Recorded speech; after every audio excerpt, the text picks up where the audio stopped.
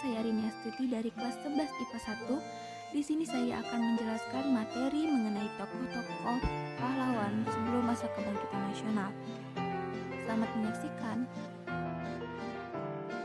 Pada masa sebelum kebangkitan nasional, pahlawan-pahlawan Indonesia masih berjuang dengan perjuangan yang bersifat kedaerahan, yang dimana para pejuang-pejuang ini tidak mau bekerja sama dengan orang di luar daerah mereka. Mereka hanya akan bekerja sama dengan orang-orang yang berada di daerah mereka. Masuk ke tokoh pertama, yaitu Sultan Ageng Tirtayasa. Beliau memiliki nama asli Abdul Fattah atau Abu Al-Fat. Beliau lahir pada tahun 1631 dan merupakan Sultan ke-6 di Banten. Peran-peran beliau yaitu menolak kerjasama dengan VOC dan berusaha menghalangi aktivitas ekonomi VOC di Banten. Kemudian, beliau menyatakan perang dengan VOC pada 11 Mei 1658 dan diakhiri pada 10 Juli 1659 melalui perjanjian damai yang ditawarkan oleh VOC. Beliau juga membangun istana baru dengan nama Tirtayasa. Kemudian Sultan Ageng Tirtayasa wafat pada 1683 setelah sebelumnya dikhianati oleh anaknya yang bernama Sultan Haji.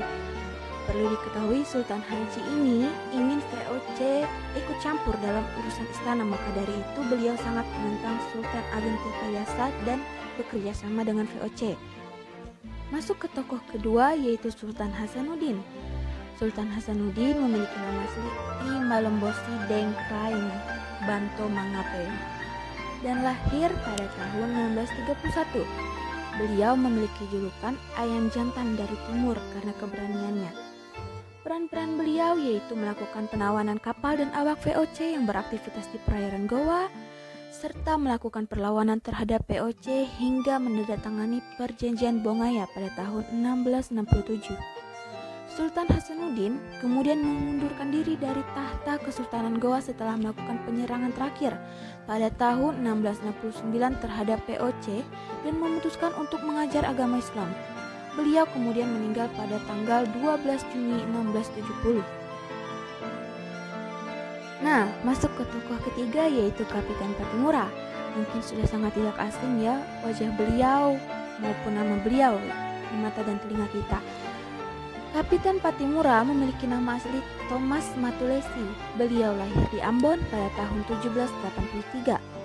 Peran beliau yaitu memimpin perlawanan rakyat Maluku terhadap Belanda dengan menguasai benteng Dorstad, kemudian mendeklarasikan proklamasi Haria yang intinya rakyat Maluku akan terus berperang dengan Belanda. Kapitan Patimura ditangkap oleh Belanda pada 11 November 1817. Ia menjalani sidang dengan putusan hukum gantung yang dilaksanakan pada 16 Desember 1817. Masuk ke tokoh keempat, yaitu Pangeran Diponegoro. Beliau memiliki nama kecil Raden Mas Ontowiryo, lahir pada 11 November 1785 di Yogyakarta. Peran beliau yaitu menghalangi Belanda untuk menguasai pemerintahan di keraton dan tengah-tengah rakyat, kemudian memimpin Perang Jawa pada 1825 sampai 1830 dengan menerapkan sistem gerilya. Perang Jawa terjadi karena keputusan dan tindakan Belanda memasang patok-patok di atas tanah milik Pangeran Diponegoro di desa Tegalrejo tanpa persetujuan dari beliau. Beliau kemudian ditangkap setelah menerima tawaran perundingan dari Belanda di kantor residen Magelang pada 28 Maret 1830. Ia kemudian diasingkan ke Semarang, Jakarta, Manado, dan wafat di Makassar. Masuk ke tokoh kelima, yaitu Imam Bonjol. Imam Bonjol juga sangat tidak asing ya di mata dan telinga kita. Beliau memiliki nama asli Peto Syarif, lahir pada tahun 1772 di Tanjung Bunga, Sumatera Barat. Peran beliau yaitu melerai dampak perang antara kaum Padri dengan kaum adat dan menyebarkan ajaran Islam. Beliau juga memimpin penyerangan terhadap Belanda. Imam Bonjol ditangkap dalam perundingan dengan Belanda pada 28 Oktober 1837. Ia ditawan di Bukit Tinggi Padang, kemudian dipindahkan ke Cianjur dan wafat di Manado pada 8 November 1864. Masuk ke tokoh keenam, yaitu Pangeran Antasari. Pangeran Antasari dilahirkan di Kayu Tinggi, Kesultanan Banjar pada tahun 1809. Pada tanggal 14 Maret 1862, Pangeran Antasari dinobatkan menjadi Sultan Banjar. Beliau mulai perjuangan pada saat pecahnya Perang Banjar. Peran-peran beliau yaitu mempersatukan dan memimpin pemberontakan di desa-desa terhadap Belanda, serta memimpin penyerbuan benteng Pangaran pada 28 April 1859. Setelah perjuangan Pangeran Antasari yang tidak pernah menyerah, beliau dinyatakan wafat pada tanggal 11 Oktober 1862 di tanah kampung Bayan Begok, Sampirang pada usia kurang lebih 53 tahun.